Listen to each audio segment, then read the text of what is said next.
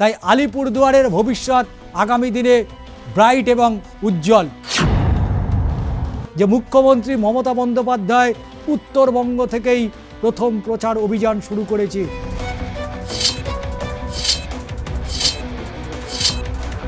উত্তরবঙ্গ এখন জমজমাট ভোট প্রচার। উত্তরবঙ্গের যদি কেউ বিভীষণ হয়ে থাকে তাহলে তার নাম সৌরভ চক্রবর্তী। ভোট বাড়তে শুরু করলো ভারতীয় জনতা পার্টি, ভোট কমল শাসক দল তৃণমূল কংগ্রেসের।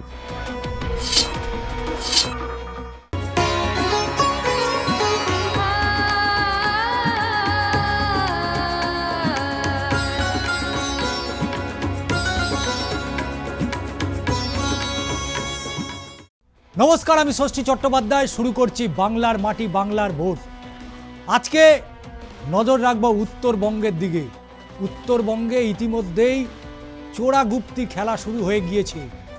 এক সময় যিনি বিধায়ক ছিলেন আজকে তিনি প্রাক্তন হয়ে গিয়েছেন, আর যিনি এক অন্য দল থেকে বিধায়ক হয়েছিলেন তিনি আজকে তার দলেই বিধায়ক হয়ে গেছেন।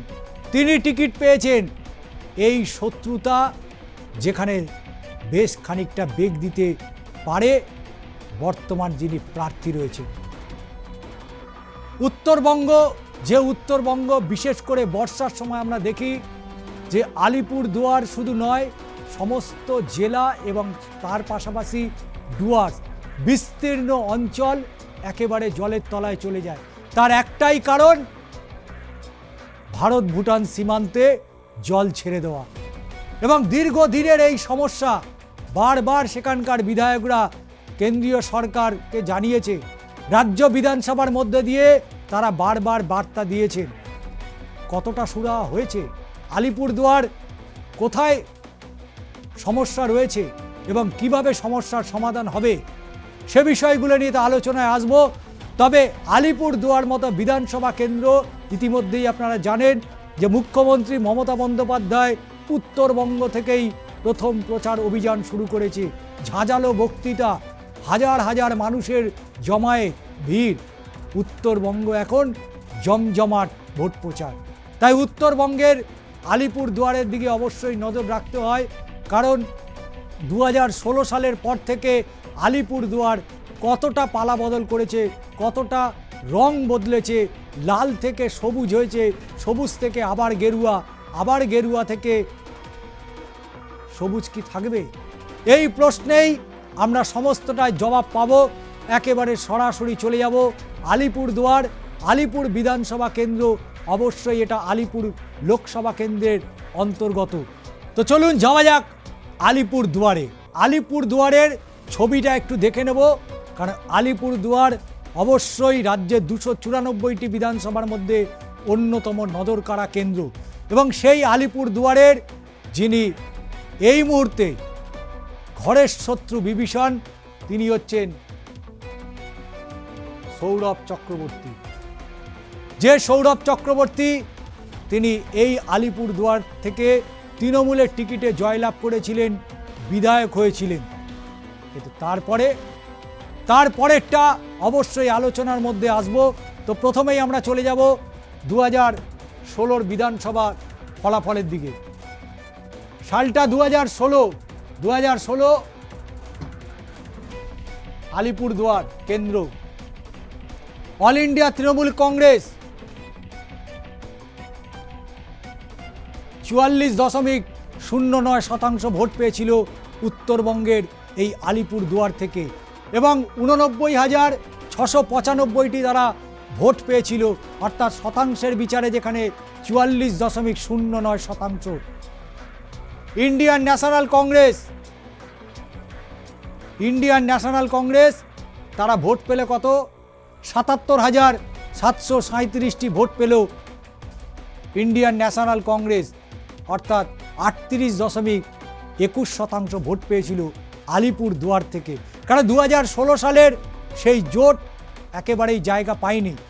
তাই সেই সময় বিজেপি, ভারতীয় জনতা পার্টি, তারা এই আলিপুরদুয়ার থেকে 20,098টি ভোট পেয়েছিল, অর্থাৎ 9.88% ভোট পেয়েছিল আলিপুরদুয়ারে 2016 সালের বিধানসভা নির্বাচনে ভারতীয় জনতা পার্টি। এবং সেই সময় বামেদের অর্থাৎ আরএসপি ভোট পেয়েছিল 7,324টি, অর্থাৎ 3.60% ভোট পেয়েছিল আরএসপি। এবং বামফ্রন্ট সেখানে লড়াই দিতে চেয়েছিল, কিন্তু সেভাবে লড়াই তারা দিতে পারেনি আলিপুরদুয়ারে 2016 সালে। এবং নোটাতে ভোট পড়েছিল। যদি নোটাতে আমরা দেখি, নোটাতে সার্বিকভাবে আমরা যেটা দেখেছি যে নোটাতে ভোট পড়েছিল 2,980, অর্থাৎ 1.46%। এবং অল ইন্ডিয়া তৃণমূল কংগ্রেস এই উত্তরবঙ্গের আলিপুরদুয়ার থেকে 11,958 ভোটে জয়লাভ করে। আজকে বিজেপির বাড়বাড়ন্ত, কিন্তু 2016 সালে বিজেপি সেভাবে খাতা খুলতে পারেনি উত্তরবঙ্গে। কিন্তু সময় যত গেছে উত্তরবঙ্গের মানুষের মধ্যে একটা সার্বিক আমরা পরিবর্তন দেখেছি, এবং সেই পরিবর্তনটা 2019-এর লোকসভা থেকে শুরু হলো। 2016 বিধানসভাতে যেখানে ভারতীয় জনতা পার্টি অর্থাৎ তারা 20,098টি ভোট পেয়েছিল, সেই জায়গায় দাঁড়িয়ে 2019-এর লোকসভার ফলাফলটা নিয়েও বিশ্লেষণের প্রয়োজনীয়তা রয়েছে। কারণ এই আলিপুরদুয়ার পশ্চিমবঙ্গে যে কটা স্মার্ট সিটি হওয়ার কথা রয়েছে তার মধ্যে সেই তালিকায় আলিপুরদুয়ারও রয়েছে। তাই আলিপুরদুয়ারের ভবিষ্যৎ আগামী দিনে ব্রাইট এবং উজ্জ্বল। অর্থাৎ কিনা আমরা পরবর্তীতে চলে যাব, অর্থাৎ আলিপুরদুয়ারে 2019-এর লোকসভা নির্বাচন। এবং 2019-এর লোকসভা নির্বাচন আলিপুরদুয়ার লোকসভা কেন্দ্র এবং অবশ্যই বিধানসভা আলিপুরদুয়ার। যে কথাটা বলেছিলাম শুরুতেই যে উত্তরবঙ্গে ধীরে ধীরে কিন্তু বিজেপির বাড়বাড়ন্ত শুরু হলো 2016 সালের বিধানসভার নির্বাচনের পর থেকে। সেখানে যেভাবে তারা বিশেষ করে চা শ্রমিকদের পাশে তারা দাঁড়িয়েছিল, এবং শুধু তাই নয়, মানুষের অর্থনীতির দিকে নজর রেখেছিল ভারতীয় জনতা পার্টি। বিশেষ করে সেখানে রাষ্ট্রীয় স্বয়ংসেবক সংঘ তারা যথেষ্ট কাজ করেছিল। কারণ 2019-এর লোকসভা নির্বাচনে আমি সেখানে কভার করতে গিয়েছিলাম। সেখানে চায়ের দোকান হোক বা যে কোনো খাবারের দোকান হোক বা সেখানকার টোটো চালক হোক বা অটো চালক, 2019-এ সেখানকার মানুষ কিন্তু বারবার একটা কথাই বলেছে যে 2019-এর এই লোকসভা নির্বাচনে আলিপুরদুয়ার থেকে বিজেপি জয়লাভ করবে। এবং যেমন কথা ঠিক তেমন কাজ। ভারতীয় জনতা পার্টি আলিপুরদুয়ার তারা ভোট পেল কত? 54.40% ভোট পেল, অর্থাৎ টোটাল যে মার্জিন অফ ভোট তার 50%-এর ওপরে ভোট পেল আলিপুরদুয়ার থেকে বিজেপি। অর্থাৎ 7,50,804টি ভোট পেয়েছিল আলিপুরদুয়ার থেকে। দ্বিতীয় স্থানে অল ইন্ডিয়া তৃণমূল কংগ্রেস। লড়াই একটা হয়েছিল, হাড্ডাহাড্ডি লড়াই হয়েছিল, কিন্তু সেখানে তারা পেল কত? 36.72% ভোট পেল, অর্থাৎ 5,06,815টি ভোট পেল শাসক দল তৃণমূল কংগ্রেস। আরএসপি তারা ভোট পেল কত? 3.91%, অর্থাৎ 54,010টি ভোট পেয়েছিল এই আলিপুরদুয়ার লোকসভা কেন্দ্র থেকে। ইন্ডিয়ান ন্যাশনাল কংগ্রেস তারা ভোট পেল কত? 27,427, অর্থাৎ 1.99%। 2019-এর লোকসভা নির্বাচন হাড্ডাহাড্ডি লড়াই হয়েছিল আলিপুরদুয়ার থেকে, এবং সেই আলিপুরদুয়ারে যেখানে বিজেপি সেই যে উত্থান শুরু হলো তারপর থেকে একের পর এক নির্বাচন, সেই নির্বাচনে অবশ্যই শাসক দলকে অনেকটাই চ্যালেঞ্জের মুখে ফেলে দিয়েছে বিশেষ করে উত্তরবঙ্গের জেলাগুলো। এবং এই উত্তরবঙ্গের জেলাগুলোতে মূলত বিপর্যয় শুরু হয় এই ভারত ভুটান সীমান্ত থেকে যখন জল ছাড়তে শুরু করে এবং বিস্তীর্ণ জেলাগুলো জলের তলায় চলে যায়। এবং এই জলের তলায় চলে যাওয়ার কারণে সেখানকার প্রাকৃতিক যে চরিত্র সেটা একেবারেই বদলে যায়। অর্থাৎ একদিকে যখন ইরিগেশন সেচ ব্যবস্থা সেটা যেমন বড় ধাক্কা খায়, এবং শুধু তাই নয়, ডুয়ার্সে চা বাগানগুলো, সেই চা বাগানগুলোতেও কিন্তু সেখানে একটা বড় তাদের অর্থনীতির সমস্যা তৈরি করে। এবং শুধু তাই নয়, সেখানে চাষবাসযোগ্য যে সমস্ত জমি, সেই জমিগুলো জলে একেবারে পরিপূর্ণ হয়ে যায়। তাই এই বিশেষ করে উত্তরবঙ্গ, আলিপুরদুয়ার শুধু নয়, বিস্তীর্ণ জেলা জুড়ে একের পর এক এইভাবে ভারত ভুটান থেকে জল ছাড়ার ঘটনায় বিভিন্নভাবে ক্ষয়ক্ষতির মুখে পড়তে হয়। কিন্তু সেইখানকার যিনি বিধায়ক রয়েছেন, তিনি কতটা কি করেছেন, তিনি কতটা কি করতে পারবেন, সেটা নিয়েও আলোচনার দরকার রয়েছে। এবং তার পরবর্তীতে যাব 2019-এর লোকসভার পরে এলো 2021-এর বিধানসভা নির্বাচন। এবং এই 2021-এর বিধানসভা নির্বাচন, যে নির্বাচন লড়াই হয়েছিল হাড্ডাহাড্ডি, কারণ লড়াই ছিল সরকার বদলের, লড়াই ছিল অস্তিত্ব টিকিয়ে রাখার। তাই 2021-এর এই বিধানসভা নির্বাচন আলিপুরদুয়ার থেকে জয়লাভ করলেন বিজেপির প্রার্থী। আলিপুরদুয়ার থেকে বিজেপি প্রার্থী সুমন কাঞ্জিলাল। তিনি জিতলেন কত? 1,07,333 ভোটে। অর্থাৎ কিনা যদি আমরা শতাংশের বিচারে দেখি, তাহলে 48.19% ভোট পেয়েছিল ভারতীয় জনতা পার্টি, প্রার্থী ছিলেন সুমন কাঞ্জিলাল। এবং সময়ের যে পরিবর্তন, সেই পরিবর্তন, অর্থাৎ সুমন কাঞ্জিলাল তিনি পেশায় একজন সাংবাদিক ছিলেন, ফলে তিনি চেয়েছিলেন যে আলিপুরদুয়ারের মানুষের জন্য এমন কিছু করা যে সমস্যাগুলো থেকে, সেই সমস্যাগুলো থেকে যাতে আলিপুরদুয়ারের মানুষকে বার করে নিয়ে আসা যায়। সেই কারণে তিনি উন্নয়নের সাথে গা ভাসিয়েছিলেন, যেখানে তিনি বিজেপি ছেড়ে পরবর্তীতে তৃণমূল কংগ্রেসে যোগদান করেছিলেন। যদিও আলোচনা বিশ্লেষণ চলছে, তাই অবশ্যই বিস্তারিত আবারও পরে যাব। তবে এই আলিপুরদুয়ার থেকে সেই সময় সৌরভ চক্রবর্তী, যিনি এই মুহূর্তে আলিপুরদুয়ারের এই বিধানসভা কেন্দ্র নয়, এই উত্তরবঙ্গের অধিকাংশ জেলা জুড়ে যেভাবে তিনি বক্তব্য রাখছেন, তাতে করে অবশ্যই বলা যেতে পারে যে উত্তরবঙ্গের যদি কেউ বিভীষণ হয়ে থাকে, তাহলে তার নাম সৌরভ চক্রবর্তী। সৌরভ চক্রবর্তী তিনি 2021-এর বিধানসভা নির্বাচনে সুমন কাঞ্জিলালের কাছে পরাজিত হওয়ার পর তিনি ভোট পেয়েছিলেন 41.00%। আর এই 41.00% তিনি ভোট পেয়েছিলেন, অর্থাৎ 91,326 ভোট পেয়েছিলেন এই উত্তরবঙ্গের আলিপুরদুয়ার থেকে।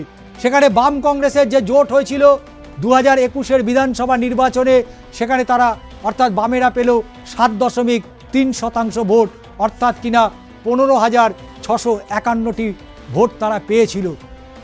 সময়ের সাথে সাথে উত্তরবঙ্গ থেকে বাম কংগ্রেসের ভোট ধীরে ধীরে কমতে শুরু করলো, ভোট বাড়তে শুরু করলো ভারতীয় জনতা পার্টি, ভোট কমলো শাসক দল তৃণমূল কংগ্রেসের। এবং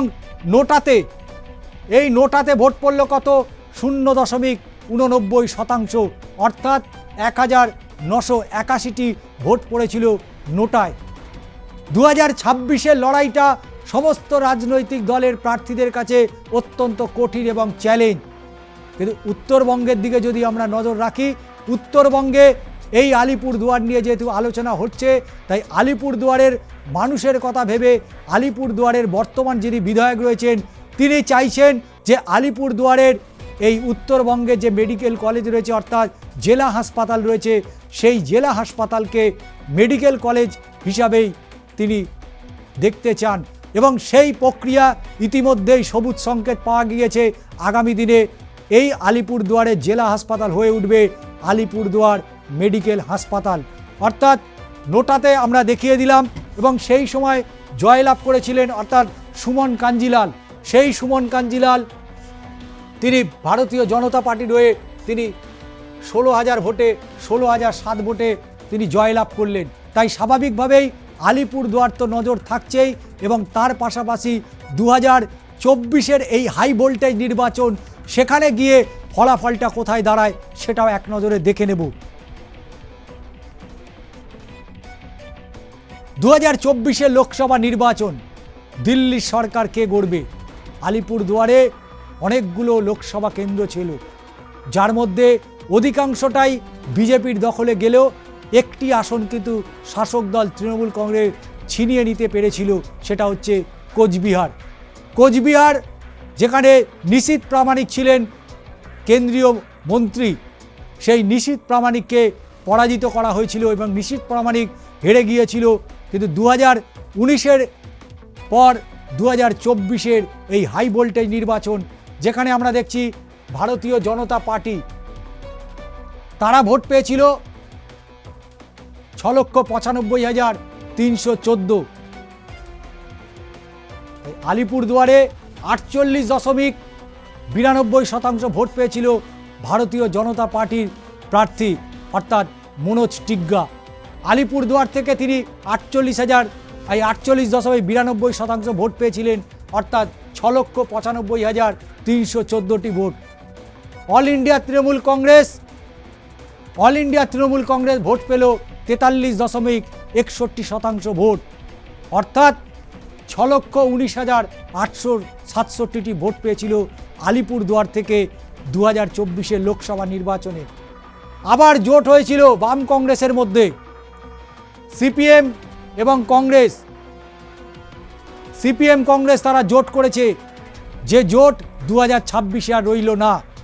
তারা 39,709টি ভোট পেয়েছিল অর্থাৎ 5.3% ভোট পেয়েছিল উত্তরবঙ্গের এই আলিপুরদুয়ার। এবং এই আলিপুরদুয়ারে যে কথাটা বলছিলাম, যে সময় যত গড়িয়েছে বাম কংগ্রেস সেখানে একেবারে তলানিতে নেমে এসেছিল, কিন্তু পরবর্তীতে তারা অনেক ওঠার চেষ্টা করলেও আলটিমেট তারা কিন্তু উঠতে পারেনি। এবং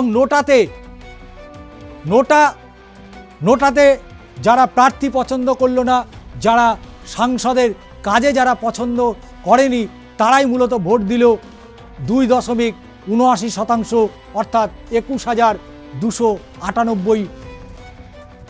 এতগুলো ভোট শুধু নোটায় পড়লো, কোনো রাজনৈতিক দলকে দিল না তারা মনে করলো তাদের কাছে রাজনৈতিক দল, তাদের কাছে কোনো গুরুত্ব নেই।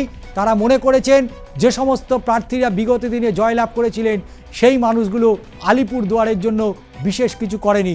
অর্থাৎ জয়লাভ করলো কত ভোটে? 75,447 ভোটে জয়লাভ করলো ভারতীয় জনতা পার্টি। এবার এসআইআর, এত কিছু আলোচনার বিশ্লেষণের মধ্যেও এসআইআর কিন্তু উঁকি মারছে। কারণ আলিপুরদুয়ারে এসআইআরে কত লোকের নাম বাদ গেছিল, প্রথম খসড়া তালিকা যে প্রকাশ হলো 16ই ডিসেম্বর 2025 সালে, তার পরবর্তীতে 28শে ফেব্রুয়ারি 2026 এবং তৃতীয় যে তালিকা প্রকাশিত হলো তা হচ্ছে 24শে মার্চ। তাই স্বাভাবিকভাবেই আলিপুরদুয়ারে যে সমস্ত ভোটাররা তারা দীর্ঘদিনে তারা ভোট দিয়েছেন, যারা গণতন্ত্রের উৎসবে তারা সামিল হয়েছিলেন, তারা অনেকেই কিন্তু এই 26-এর গণতন্ত্রের উৎসবে সামিল হতে পারছেন না, যার মূল কারণ হচ্ছে এই এসআইআর। কারণ অনেকেই বলতেন, বিশেষ করে এ রাজ্যের বিরোধী দলের প্রধান যে বক্তব্য ছিল যে বাংলাদেশ থেকে, নেপাল ভুটান থেকে বাংলাদেশি রোহিঙ্গা ঘুষপেটিয়া তারা বাংলা এসে বসবাস শুরু করেছে এবং উত্তরবঙ্গ থেকেও বহু মানুষ ঢুকেছে উত্তরবঙ্গের বর্ডার এরিয়া থেকে, অর্থাৎ ভারত ভুটান যে সীমান্ত রয়েছে, বাংলাদেশ ভারতের যে সীমান্ত রয়েছে, সেই সীমান্ত থেকে বহু মানুষ বাংলায় ঢুকেছিল এবং তারা চিরস্থায়ী বন্দোবস্ত করার একটা ব্যবস্থা করেছিল। সেই সমস্ত লোকগুলোকে চিহ্নিত করে এসআইআর থেকে নাম বাদ দিয়ে দেওয়া হয়েছে বলে বিজেপির পক্ষ থেকে তারা দাবি করেছে। কিন্তু আদতে কি তাই? বাংলার মুখ্যমন্ত্রী তিনি কি বাংলাদেশ ভারত ভুটান থেকে লোক নিয়ে এসছে বাংলায়? কেন্দ্রের এখানে কোনো ভূমিকা নেই। সীমান্তে পাহারাদার কারা? সীমান্তে কারা পাহারা দেয়?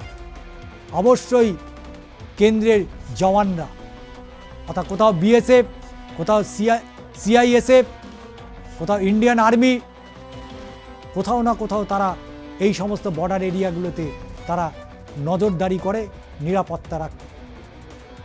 নিরাপত্তার দায়িত্বে থাকে। তাই আমরা যাব এসআইআর পর্বে। যে কথাটা বলছিলাম, এই আলিপুরদুয়ার থেকে বিজেপির প্রার্থী সুমন কাঞ্জিলাল জয়লাভ করেছিলেন এবং সুমন কাঞ্জিলাল বিজেপির বিধায়ক সুমন কাঞ্জিলাল জয়ী হন 16,007 ভোটে। এই 16,007টি যে ভোট পেয়ে জয়লাভ করেছিলেন, এসআইআরের পরে তিনি কোথায় দাঁড়িয়ে রইলেন, তার কেন্দ্রে কতটা লড়াই হতে পারে, এবং অবশ্যই সেখানে কিন্তু বিভীষণ রয়েছে। সেই বিভীষণ চাইছেন সৌরভ চক্রবর্তী, তিনি চাইছেন যে আলিপুরদুয়ার থেকে যাতে এবারে তৃণমূল কংগ্রেসের প্রার্থী, যিনি বিজেপিতে জয়লাভ করেছিলেন, যিনি তৃণমূল কংগ্রেসে যোগদান করার পরে 2026-এ তৃণমূল কংগ্রেস তাকেই টিকিট দিল, আর তাকে টিকিট দেওয়ার পরেই রণংদেহী চেহারা নিয়েছে সৌরভ চক্রবর্তী। উত্তরবঙ্গে পরিচিত মুখ, কিন্তু তিনি টিকিট পাননি। তবে এক্ষেত্রে আরও একটা কথা বলার অবশ্যই প্রয়োজনীয়তা আছে। এই উত্তরবঙ্গে অনেকেই যারা একসময় তৃণমূল কংগ্রেসে থেকে বিজেপিতে গিয়েছিল, তারা যেমন বিজেপি থেকে তৃণমূল কংগ্রেসে যোগদান করেছে, তার মধ্যে অনেকেই রয়েছে জন বার্লার মতন রয়েছে ব্যক্তিত্ব, যেখানে রয়েছে আরও অনেক। তাই এই উত্তরবঙ্গের আলিপুরদুয়ার, এই আলিপুরদুয়ারে এসআইআরে বাদ পড়েছে 21,119 জনের নাম 16ই ডিসেম্বরে। 21,195। সুমন কাঞ্জিলাল বিজেপির হয়ে যখন লড়াই করেছিলেন, তিনি জয়লাভ করেছিলেন 16,007 ভোটে। আর সুমন কাঞ্জিলাল তৃণমূল কংগ্রেসে যখন যোগদান করার পর তার এই বিধানসভা কেন্দ্রে তিনি যখন প্রার্থী হলেন, তার এই বিধানসভা কেন্দ্র থেকে 21,195 জনের নাম সম্পূর্ণরূপে বাদ হয়ে গেল। আর এখানে রয়েছে স্থানান্তর ভোটার, এখানে রয়েছে ডুপ্লিকেট ভোটার, আর এখানে রয়েছে ডেড ভোটার, যার সংখ্যা এই 21,195। এটা ফেরার কোনো জায়গা নেই, এটা অলরেডি ডেড, এটা রিটার্ন করবে না। এসআইআরে বাদ পড়েছেন 1,889 জন, অর্থাৎ 28শে ফেব্রুয়ারি।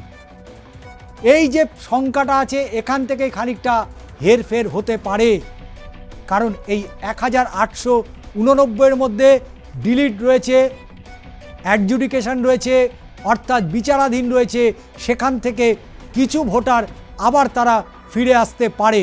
তাই 1,889টা যে ভোট, অর্থাৎ ভোটারের নাম রয়েছে, সেখান থেকে কিছু সংখ্যায় বাদ যাবে, কিছু সংখ্যা অন্তর্ভুক্ত হয়ে যাবে। অর্থাৎ এসআইআর থেকে মোট বাদ পড়ল কত? 23,084টি ভোট। অর্থাৎ এই দুটোকে যোগ করে 21,195, 1,889, এ দুটোকে যোগ করে এলো 23,084 জনের নাম, যা ইতিমধ্যেই 21,000 অলরেডি বাদ, এবং 1,889 যেখান থেকে কিছু সংখ্যক ভোটার ব্যাক করতে পারে। কিন্তু পরিসংখ্যান এই মুহূর্তে দাঁড়িয়ে যেটা বলছে, 23,084 জনের নাম ইতিমধ্যে এসআইআর থেকে বাদের খাতায় চলে গেছে। পরবর্তীতে আমরা দেখে নেব, অর্থাৎ বিজেপির প্রার্থী সুমন কাঞ্জিলাল, তিনি 2021-এর বিধানসভা নির্বাচনে যে ব্যবধানে জয়লাভ করেছিলেন, তার প্রাপ্ত ভোটের থেকে 7,077 জনের নাম বেশি বাদ পড়ে গিয়েছে। অর্থাৎ 16,007 ভোটে তিনি জিতেছিলেন, আর সেই জায়গা থেকে দাঁড়িয়ে প্রায় 21,000-এর ওপরে ভোটার লিস্ট থেকে নাম বাদ চলে গেছে। তিনি এখন মাইনাসে রান করছেন। 7,077 জনের নাম অলরেডি বেশি বাদ পড়ে গেছে। 2021-এ তিনি যে জয়লাভ করেছিলেন, তার থেকে বেশি নাম বাদ চলে গেছে এই আলিপুরদুয়ার বিধানসভা কেন্দ্র থেকে। সুমন কাঞ্জিলালের কাছে লড়াইটা কঠিন হতে পারে, কিন্তু তিনি গত 5 বছর ধরে এই আলিপুরদুয়ারে যেভাবে একের পর এক সমস্যা নিয়ে তিনি সম্মুখীন হয়েছেন, সেই সমস্যার সমাধান হয়েছে। জল মিশন প্রকল্পের মধ্যে দিয়ে অনেকটাই কিন্তু সুরাহার পথ দেখেছে আলিপুরদুয়ার, শুধু নয় উত্তরবঙ্গের বিস্তীর্ণ জেলা, এবং তার সঙ্গে ডুয়ার্স। চা বাগান অর্থনীতির পরিকাঠামো, অর্থনৈতিক কাঠামো ধরে রয়েছে উত্তরবঙ্গের মানুষের জন্য, কর্মসংস্থান চা বাগানে। এবং শুধু তাই নয়, যে সমস্ত সমস্যাগুলো রয়েছে সেগুলো অনেকটাই কাটিয়ে উঠতে পেরেছে সুমন কাঞ্জিলাল। এবং উত্তরবঙ্গের এই আলিপুরদুয়ার বিধানসভা কেন্দ্রের যে হাসপাতাল রয়েছে, মানুষের তিনটি অত্যন্ত গুরুত্বপূর্ণ চাহিদা থাকে, শিক্ষা, স্বাস্থ্য এবং কর্মসংস্থান। এই তিনটের ওপরেই জোর দিয়েছে সুমন কাঞ্জিলাল। তাই তার লড়াই হতে পারে 7,077টা ভোট ইতিমধ্যে তিনি মাইনাসে চলছেন, কিন্তু খেলা এখানেই শেষ নয়। এটা আমরা পরিসংখ্যান দিয়েছি মাত্র, সেই পরিসংখ্যান যেটা উঠে এলো সেই তথ্য আমরা আপনাদের কাছে তুলে ধরলাম। উত্তরবঙ্গের মানুষ তারা ভোট দেবে আগামী 5 বছর কাকে তারা সরকারে রাখতে চায়, আগামী 5 বছর তার বিধানসভা এলাকা থেকে কোন মানুষকে পাঠাতে চান, যিনি তাদের বিধানসভা কেন্দ্রের সমস্যা রাজ্য বিধানসভায় তুলে ধরবে এবং সেখান থেকেই সমস্যার সমাধান নিয়ে ফিরবে আলিপুরদুয়ারে। তো বন্ধু, এখানেই শেষ করছি।